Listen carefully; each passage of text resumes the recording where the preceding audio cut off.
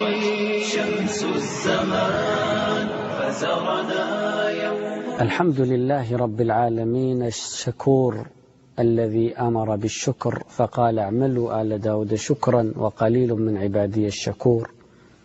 وأصلي وأسلم على محمد صلى الله عليه وسلم القائل أفلا أكون عبدا شكورا.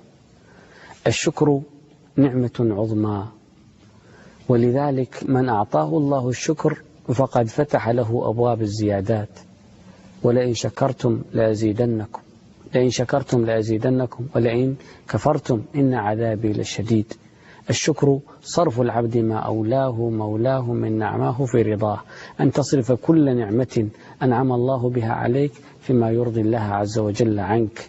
أول الشكر الاعتراف بصاحب النعمة الذي أنعم بها عليك وهو الله، أن تعترف أن النعمة منه. اللهم ما أصبح بي من نعمة أو بأحد من خلقك فمنك وحدك لا شريك لك، فلك الحمد ولك الشكر. اعترف أن النعم من الله، وما بكم من نعمة فمن الله. هذا أول الشكر. ثانيا إذا عرفت ذلك فاستخدم هذه النعم فيما يرضي الله عنك.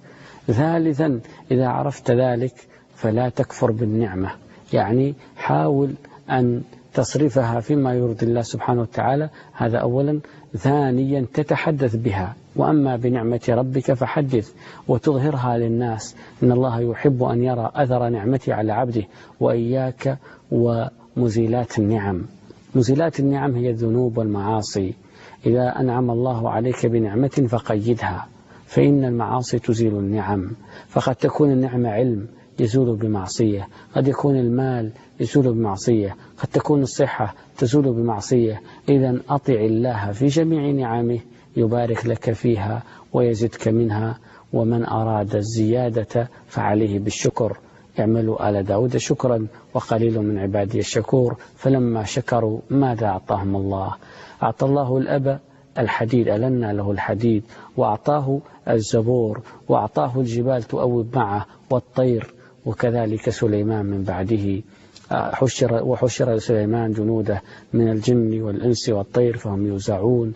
وكذلك أعطي أسلنا له عين القطر، وغير ذلك من العطاءات الكثيرة. حتى الريح أعطاها الله له، غدوها شهر ورواحها شهر، وغير ذلك من العطايا. ثم قال سليمان هذا من فضل ربي ليبلوني أشكر أم أكفر.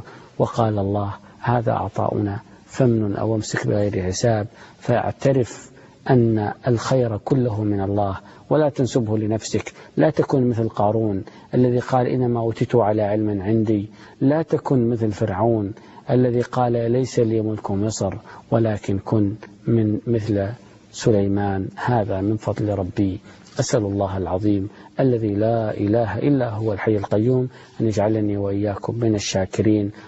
ومن قال حين يمسي وحين يصبح اللهم ما أمسى بي من نعمة أو بأحد من خلقك فمنك وحدك لا شريك لك، أو ما أصبح بي من نعمة أو بأحد من خلقك فمنك وحدك لا شريك لك، فلك الحمد ولك الشكر، كتبه الله من الشاكرين. وصلى الله وسلم وبارك على سيدنا محمد وعلى آله وأصحابه أجمعين. والسلام عليكم ورحمة الله وبركاته. رقت شمس الزمان.